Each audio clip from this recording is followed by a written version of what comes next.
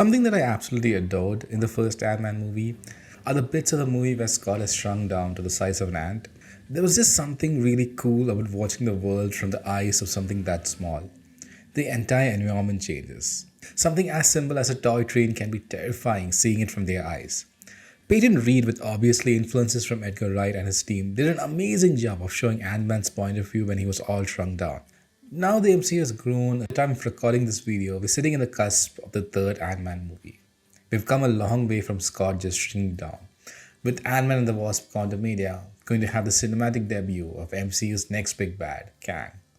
And as a side note, we'll be having reviews and discussions on Ant-Man Quantumania. So do subscribe and hit the bell icon if you want to be notified of those videos. While the introduction of Kang and exploring the quantum realm in Ant-Man and the Wasp Quantumania is all exciting, there's a part of me that misses the whole shrinking and seeing the ants take on the world. And if you're like me, then I've got a movie recommendation for you.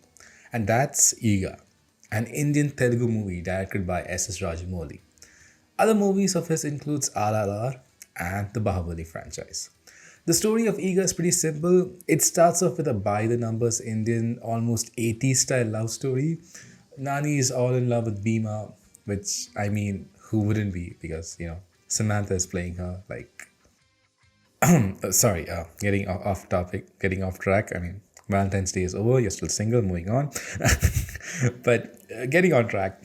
So Nani is in love with Bhima and she also loves him back. But then comes into the scene Sudeep, the villain of the story. Sudeep wants Bhima for himself, so he kills off Nani. So far, this is a very by-the-numbers movie. But remember, all of this happens just 30 minutes into the movie. The twist of the movie comes here.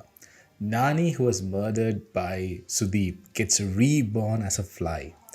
And the rest of the movie has him doing everything as a fly to make Sudeep's life a living hell and to ultimately kill him. It's literally a fly versus a human. This movie is absolutely crazy. If you thought RRR was crazy, this is crazier. Seeing a fly play a heroic character in an out-and-out Indian commercial movie, all set to take revenge on its human antagonist, without any dialogue spoken by the fly, is incredible. But Rajamouli and his team absolutely nails it. It's absolutely hilarious seeing the villain trying to make sense of how a fly is after his life. There's this level of conviction that Rajamouli has with his movies, and that's true with Eega as well. It almost plays out like a comic book. It's unapologetic and bold, and he doesn't hold back. In terms of its conviction and style, I think maybe the Raimi Spider-Man movies are probably the closest Hollywood comparison I can think of. The VFX is obviously not as good as Ant-Man. There are some shoddy effects here and there, but you can really tell how much effort actually went in to create the effects, especially when we see the world from the eyes of the fly. At the time of its release, which was way back in 2012, 3 years before the first Ant-Man movie, this movie was celebrated to be a technical marvel for Indian cinema. There weren't a lot of movies that have used so many CGI elements in live action space at the time in Indian movies. The emotions of the fly are all conveyed through his little hands or legs and its eyes, and trust me, you actually feel for the fly. Like, I never thought I would feel emotions for a fly, but this movie does that for you.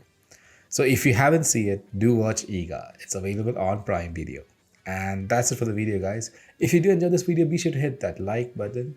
Also, consider subscribing to the channel. We do reactions to shows like The Flash. We have discussion videos. We have reviews. As I said earlier, we'll be doing reviews for Ant-Man Quantumania. So be sure to stick around for all that. That's it for the video, guys. Keep geeking out.